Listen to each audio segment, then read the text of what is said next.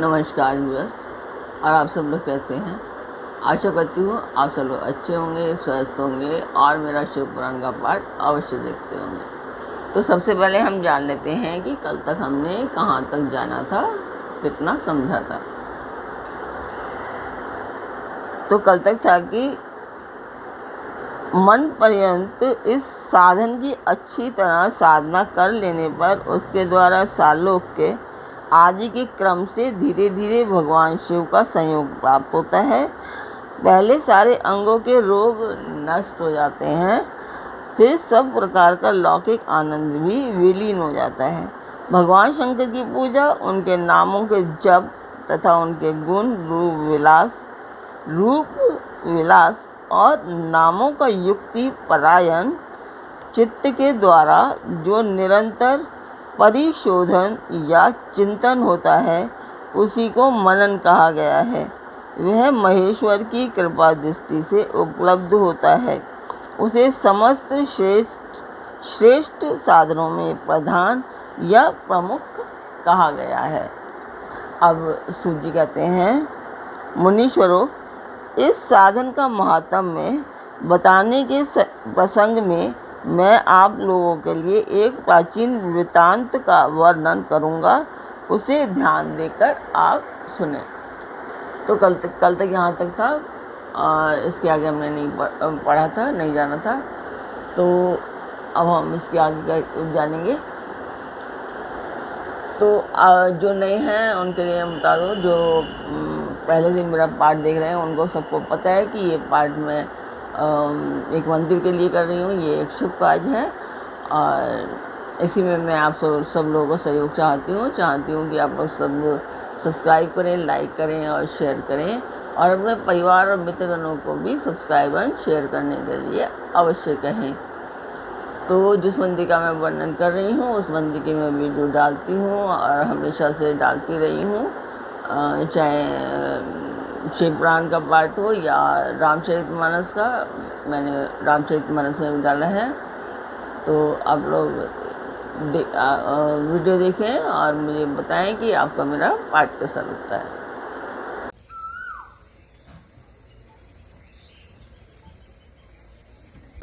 तो मंदिर की वीडियो आपने देखी, आपका मेरा पाठ कैसा लगा कमेंट बॉक्स में मुझे अवश्य बताया कीजिए। और जो लोग मुझे बताते हैं उनके लिए थैंक्स। और मुझे बहुत अच्छा लगता है कि आप लोग कमेंट करते हैं, जितने लोग भी कमेंट कर रहे हैं उन सब के लिए थैंक्स। और जो मेरे सब्सक्राइबर हैं उनको भी मैं थैंक्स करना चाहूँगी। और जिन लोगों ने सब्सक्राइब नहीं किया है, ऐसे ही देखते हैं, उन सब लोग सब्सक्राइब कीजिए और लाइक करना ना भूलिए और शेयर कीजिए, और अपने परिवार और मित्रगणों को भी शेयर करने के लिए अवश्य कहें। तो अब हम चलते हैं आज के पाठ पर। स्वागत करती हूँ मैं आप सभी का अपने इस कार्यक्रम शिव पुराण में। तो सूजी जो कह रहे थे कि मैं एक प्राचीन वृत्तांत का वर्णन करूँगा, उसे ध्यान देकर आप सुने। पहले की बात है, पराशर मुनि के पुत्र मेरे गुरु व्यासदेव जी सरस्वती नदी के सुंदर तट पर तपस्या कर रहे थे। एक दिन सूर्यतुल्य तेजस्वी विमान से यात्रा करते हुए भगवान सनत कुमार अकस्मात वहां जा पहुंचे। उन्होंने मेरे गुरु को वहां देखा। वे ध्यान में मगन थे। उससे जगने पर उन्होंने ब्रह्मपुत्र सनत कुमार जी को अपने सामने उपस्थित देखा। देखकर वे अब बड़े वेग से उठे और उन्होंने उनके चरणों में प्रणाम करके मुनि ने उन्हें अर्घ्य दिया और देवताओं के बैठने योग्य आसन भी अर्पित किया। तब प्रसन्न हुए भगवान सनत कुमार विनीत भाव से खड़े हुए व्यास जी से गंभीर वाणी में बोले, मुने, तुम सत्य वस्तु का चिंतन करो। वह सत्य पदार्थ भगवान शिव ही हैं जो तुम्हारे साक्षात्कार के विषय बने होंगे। भगवान शंकर का श्रवण, कीर्तन, मनन, ये तीनों महत्तर साधन कहे गए हैं। ये तीनों ही वेद सम्मत हैं। पूर्व काल में मैं दूसरे साधनों के संभ्रम में पड़कर घूमता घामता मंदरांचल पर जा पहुंचा और वहां तपस्या करने लगा। तदनंतर महेश्वर शिव की आज्ञा से भगवान नंदिकेश्वर वहां आए। उनकी मुझ पर बड़ी दया थी। वे सबके साक्षी तथा शिवगणों के स्वामी भगवान नंदिकेश्वर मुझे स्नेहपूर्वक मुक्ति का उत्तम साधन बताते हुए बोले,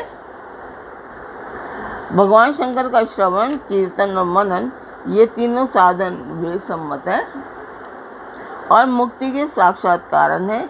यह बात स्वयं भगवान शिव ने मुझे कही है। अतः ब्राह्मण, तुम श्रवणादि तीनों साधनों का ही अनुष्ठान करो। व्यास जी से बारंबार ऐसा कहकर अनुगामियों सहित ब्रह्मपुत्र सनत कुमार परम सुंदर ब्रह्म धाम को चले गए। इस प्रकार पूर्व काल के इस उत्तम वृत्तांत का मैंने संक्षेप में वर्णन किया है। ऋषि बोले, सूत जी, श्रवणादि 3 साधनों को आपने मुक्ति का उपाय बताया है, किंतु जो श्रवण आदि तीनों साधनों में असमर्थ हो, वह मनुष्य किस उपाय का अवलंबन करके मुक्त हो सकता है?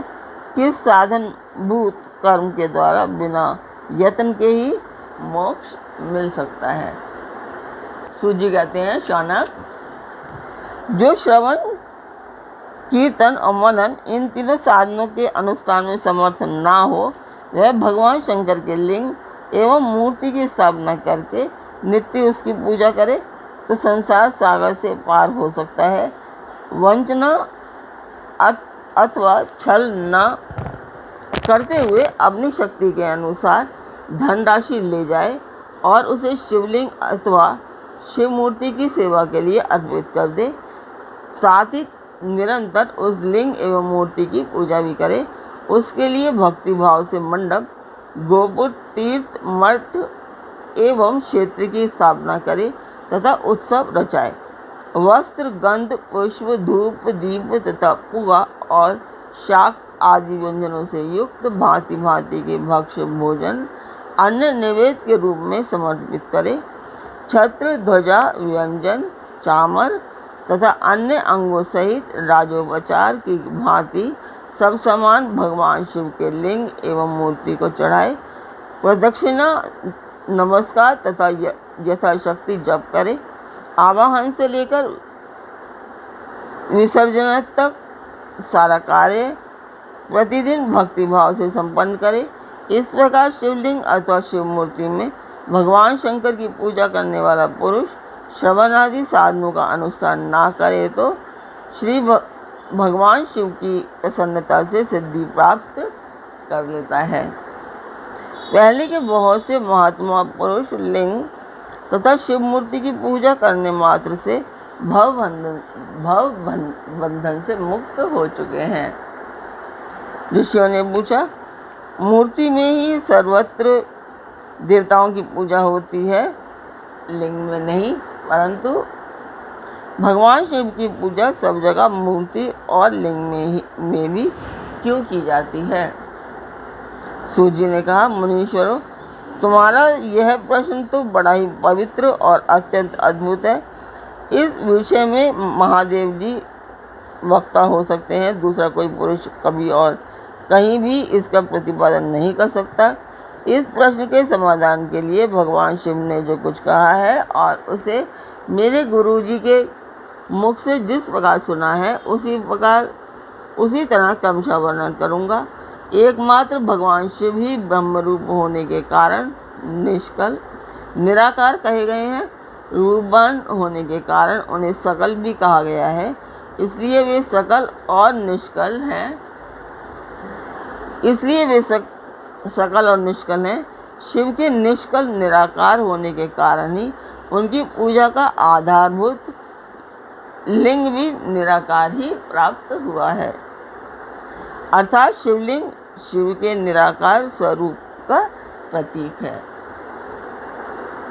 इसी तरह शिव के सकल और साकार होने के कारण उनकी पूजा का आधारभूत विग्रह साकार प्राप्त होता है, अर्थात शिव का साकार विग्रह उनके साकार स्वरूप का प्रतीक होता है। सकल और अकल समस्त अंग आकार सहित साकार और अंग आकार से सर्वथा रहित निराकार रूप होने से ही वे ब्रह्म शब्द से कहे जाने वाले परमात्मा हैं। यही कारण है कि सब लोग लिंग निराकार और मूर्ति साकार दोनों में ही सदा भगवान शिव की पूजा करते हैं।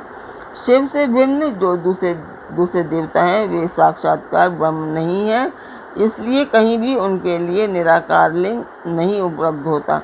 पूर्व काल में बुद्धिमान ब्रह्मपुत्र सनत कुमार मुनि ने मंदरांचल पर नंदिकेश्वर से इसी प्रकार का प्रश्न किया था।